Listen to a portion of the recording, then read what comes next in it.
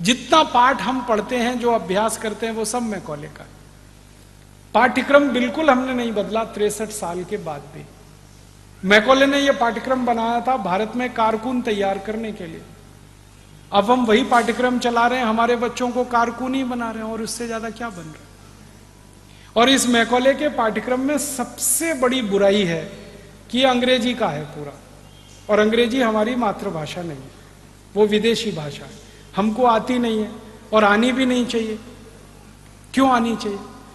हमको मराठी आनी चाहिए, संस्कृत आनी चाहिए, हिंदी आनी चाहिए, कन्नड़ आनी चाहिए, तमिल आनी चाहिए, तेलुगु आनी चाहिए। अंग्रेजी क्यों आनी चाहिए?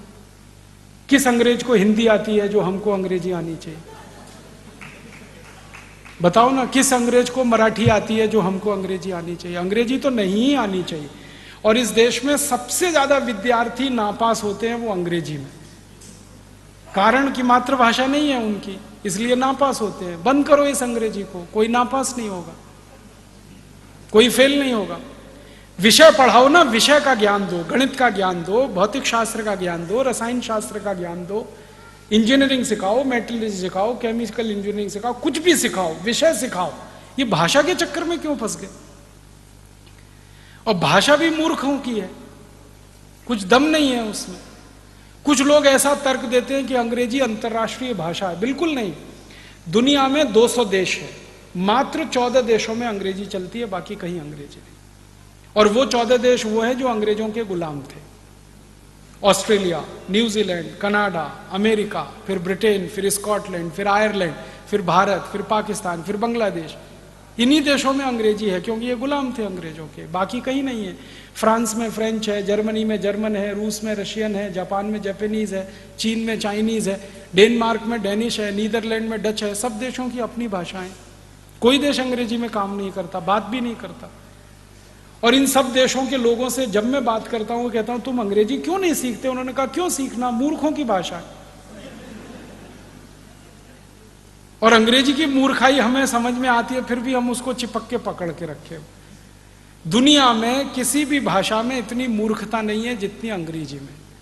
PUT put, BUT boot, BUT but, PUT पट, सीयूटी कट है, बीयूटी बट है, तो पीयूटी पट होना चाहिए कि नहीं?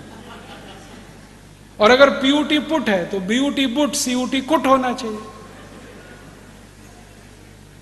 कुछ और छोर ही नहीं है, इतनी मूर्खता की भाषा। अंग्रेजी की मूर्खाई क्या है? एक जगह CH होता है का, और एक जगह CH होता है चा। अंग्रेजी का एक शब्द है केमिस्ट्री, CHEMISTRY, केमिस्ट्री, ठीक है? तो चोपड़ा, CHOPARA, चोपड़ा, तो यहां कोपड़ा होना चाहिए।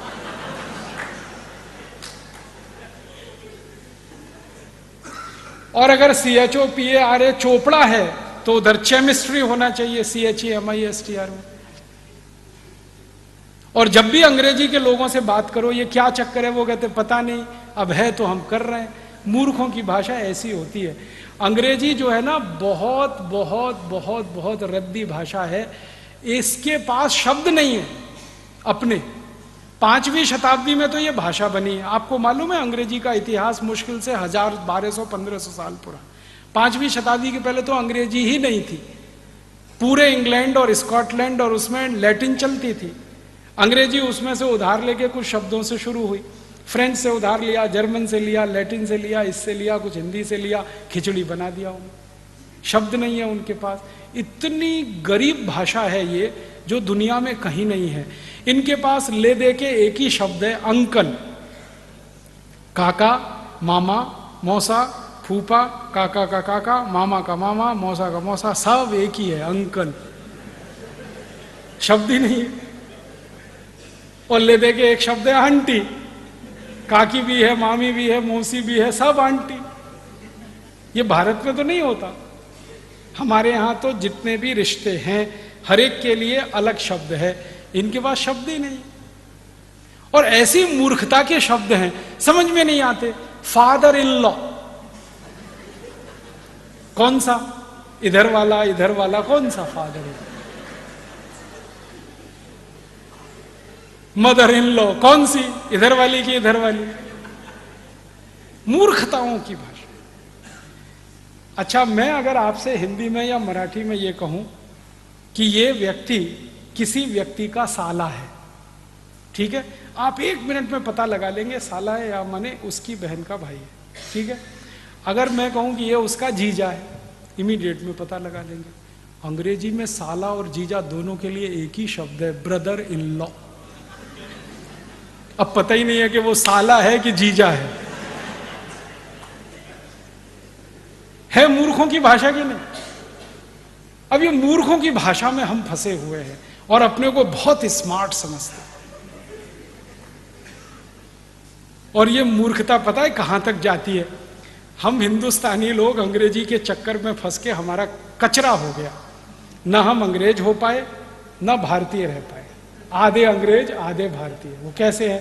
किसी के घर में जाओ तो पिताजी का नाम रामदयाल, माताजी का नाम गायत्री देवी, बेटे का नाम टिंकू।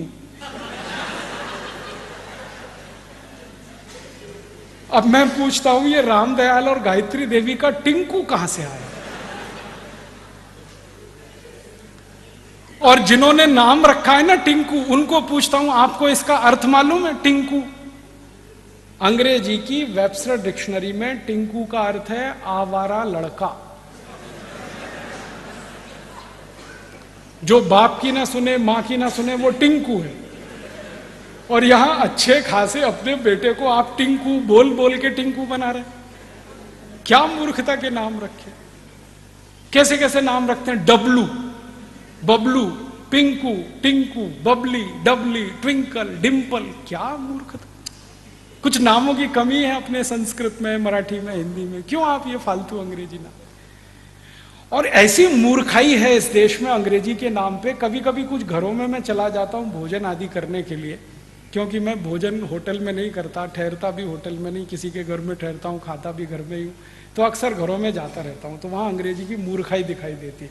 अभी थोड़े दिन पहले मैं किसी के घर में गया दिल्ली, तो उनके एक छोटे से बेटे को माता पिता ने मेरे सामने लाके खड़ा कर दिया, ये हमारा बेटा है। मैंने कहा ठीक है, बहुत अच्छा, ये बहुत होशियार है। मैंने कहा अच्छा, ये बहुत अच्छी कविताएं सुनाता। मैंने कहा अच्छा, सुनवाओ जरा।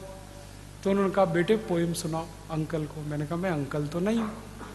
कहने लगे फिर क्या है? मैंने कहा काका बना लो, मामा बना लो, कुछ बना लो, अंकल तो नहीं हूं। जो सुविधा है बना लो, मामा बना लो, काका बना लो, कुछ कर लो। तो फिर बच्चे ने कविता सुनाना शुरू किया। Rain rain go away, come again another day, little baby wants to play. मैंने बच्चे को पूछा तुमको अर्थ मालूम है इस कविता का? नहीं मालूम। क्यों सीखा? मम्मा ने सिखाया। मम्मा को पूछा आपको अर्थ मालूम है? नहीं मालूम। क्यों सिखाया? उसके टीचर ने सिखाया। टीचर को फोन लगाया, आपको अर्थ मालूम है इस कविता का? नहीं मालूम। किसने सिखाया? हमारे टीचर ने सिखाया। अब मूर्खों के मूर्ख कविता सिखा रहे हैं, rain rain go away, come again another day. फिर मैंने उस बच्चे को समझाया इस कविता का अर्थ है बारिश बारिश तुम चली जाओ, यहां मत आओ क्योंकि मुझे खेलना। अब भारत के बच्चे ये कविताएं गाएं, बारिश बारिश तुम चली जाओ, यहां मत आओ, और करोड़ों बच्चे ये कविताएं गाएं, भगवान ने सुन ली तो?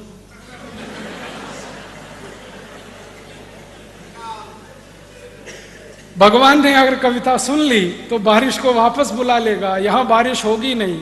और 60% खेती बारिश पर इस देश में जिंदा रहती है। वहां अगर बारिश नहीं होगी, आप भूखे मरेंगे, मैं भूखा मरूंगा, शेतकरी भूखा मरेगा, तो भारत में इस कविता की गरज क्या, जरूरत क्या? ऐसे मूर्ख लोग अंग्रेजी में कविता ऐसे।